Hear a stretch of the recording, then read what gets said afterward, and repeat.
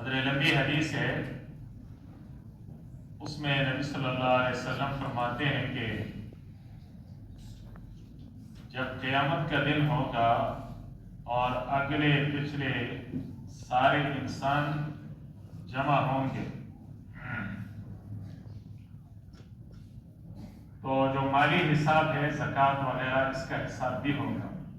اور مال زکوٰۃ کی مختلف قسمیں ہیں، اونٹ بھی ہیں ان کی بھی زکوٰۃ ہوتی ہے، گائے بھیڑ بکریوں میں بھی ہے، اور اس طریقے سے جو نقد سونا چاندی ہے اس میں بھی، نقد میں بھی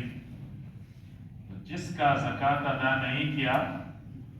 اسی مال کو قیامت کے دن لایا جائے گا اور اس بندے کو لٹایا جائے گا اور اس کے اوپر وہ مال گزارا جائے گا اور وہ اپنے پاؤں سے، کھروں سے، سینگوں سے اس کو مارتا رہے گا اتنے تک جب تک سارا حساب کتاب نہیں ہوتا ہے، اور قیامت کا ایک دن 50,000 سال کے برابر ہے۔ ابو ہریرہ فرماتے ہیں کہ نبی صلی اللہ علیہ وسلم نے فرمایا کہ جس کے پاس سونا چاندی ہے اور اس کا زکوٰۃ ادا نہیں کرتا اس کا حق، مگر قیامت کے دن یہ سونا چاندی لوہا بنا کے گرم کیا جائے گا جہنم کے آگ میں، پھر اس سے اس زکوٰۃ والے نہ دینے والے شخص کو داغا جائے گا اور اس کے پیشانی کو داغا جائے گا، اس کے پہلو کو داغا جائے گا، اس کے پشت کو داغا جائے گا، سلاخیں بنا کے اس کے جسم کو داغا جائے گا، اور جب وہ ٹھنڈا ہوگا تو دوبارہ اس کو پھر گرم کیا جائے گا قیامت کے دن، کہ اس کا ایک دن 50,000 سال کے برابر ہے، یہاں تک کہ بندوں میں جب باقی فیصلہ ہو جائے اس وقت تک۔ تو مجموعی طور پر پھر یا تو اپنا راستہ جنت کی طرف دیکھے گا اگر مجموعی اعمال اس کے بھاری رہے حسنات، اور یا جہنم کی طرف اگر سیئات کا پلڑا بھاری رہا۔ صحابہ نے عرض کیا یا رسول اللہ اونٹوں والا، تو فرمایا اونٹ والا جو زکوٰۃ ادا نہیں کرتا اس کا حق، اور اس کا بھی جملہ حق میں سے یہ ہے کہ پانی پر جب پینے کے لیے لے جائے تو اس کا دودھ بھی مسافروں کو پلا لے، مگر قیامت کے دن یہ اونٹ لائے جائیں گے اور اس بندے کو ایک صاف ہموار زمین میں لٹایا جائے گا، اور ان اونٹوں میں ایک اونٹ بھی گم نہیں ہوگا، ایک بچہ تک غائب نہیں ہوگا، اور اس کے اوپر جس نے زکوٰۃ ادا نہیں کیا گزارے جائیں گے، اور وہ اس کو پامال کریں گے اپنے پاؤں سے اور زبان سے اس کو کاٹیں گے، جب کبھی اس پر پہلا قطار گزرے گا اور پھر آخری آئے گا تو پھر دوبارہ اس پر اثر نو گزارے جائیں گے، اس دن میں جس کا مقدار 50,000 سال ہے، یہاں تک کہ بندوں میں فیصلہ ہو جائے یا پھر جنت میں جائے گا یا جہنم میں۔ صحابہ نے عرض کیا رسول اللہ گائے اور بھیڑ بکریاں، کہا جس کے پاس بھیڑ بکریاں ہیں یا گائے بیل ہیں اور اس کا زکوٰۃ ادا نہیں کیا، قیامت کے دن اس بندے کو لٹایا جائے گا، اور یہ گائے بیل بھیڑ بکریاں اپنی سینگوں کے ساتھ حاضر ہوں گی، اس میں ٹوٹے ہوئے سینگ والا بھی کوئی نہیں ہوگا، نہ ٹوٹے ہوئے دانت والا کوئی ہوگا، اور اپنے سینگوں سے اس بندے کو جس نے زکوٰۃ نہیں ادا کیا مال کا ماریں گے، اس کو پاؤں سے اس کو روندیں گے، جب پہلا قطار گزرے گا دوبارہ اس پر لوٹا دیا جائے گا 50,000 سال کے دن میں، پھر وہی یا جنت یا جہنم کی طرف۔ صحابہ نے عرض کیا یا رسول اللہ گھوڑے، فرمایا گھوڑے 3 قسم کے، ایک وہ گھوڑا ہے جو انسان کی سواری اپنی ضرورت کے لیے رکھے، جیسے ہم لوگ سواری رکھتے ہیں، دکان آؤں گا، دفتر آؤں گا، مدرسے جاؤں گا، کسی غم خوشی میں، بیماری میں، جیسے گھر کی ضرورتیں ہوتی ہیں، اپنے بچوں کو لاؤں گا، لے جاؤں گا، اور کوئی ہمسائے کو کوئی ضرورت پڑ گئی وقتاً فوقتاً تو اس میں بھی دے دوں گا، تو یہ تو انسان کے لیے عزت ہے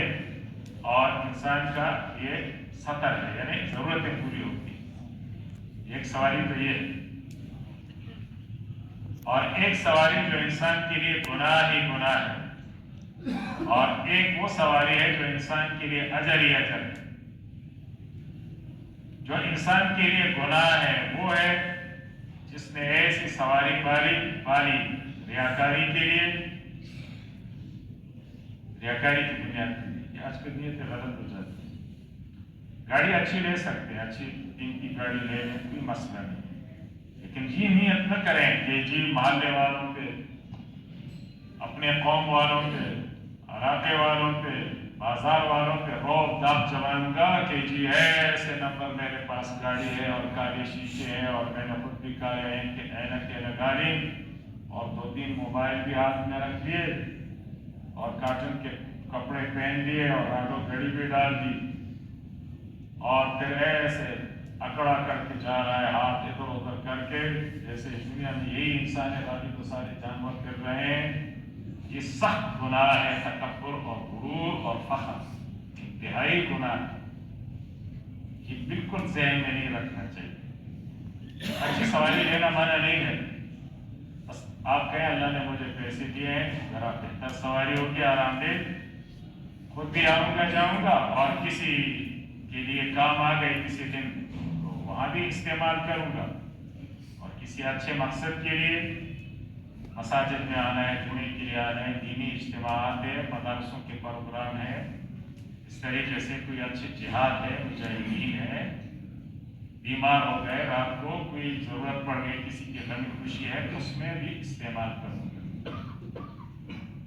تو یہ تو انسان کے لیے اچھا ہے۔ تو جس نے ریاکاری کے لیے اور فخر کے لیے اور مسلمانوں کے خلاف اس نے سواری رکھی کہ امریکہ پیسے دے گا اور مجاہدین کے خلاف استعمال کروں گا، کافروں کو لاؤں گا، لے جاؤں گا، مخبری کروں گا، یہ سخت گناہ ہے اس قسم کی سواریاں رکھنا۔ تو وزرے اور جو انسان کے لیے سطر ہے، جس نے صحیح نیت سے باندھا، پھر اس میں اللہ کے حق کو سواری میں نہ بھولا اور نہ اس کے گردن میں، یہ تو اس کے لیے سطر پوشی ہے، عام جو ضرورت کے لیے سواری رکھتے ہیں۔ اور جو انسان کے لیے عادت ہے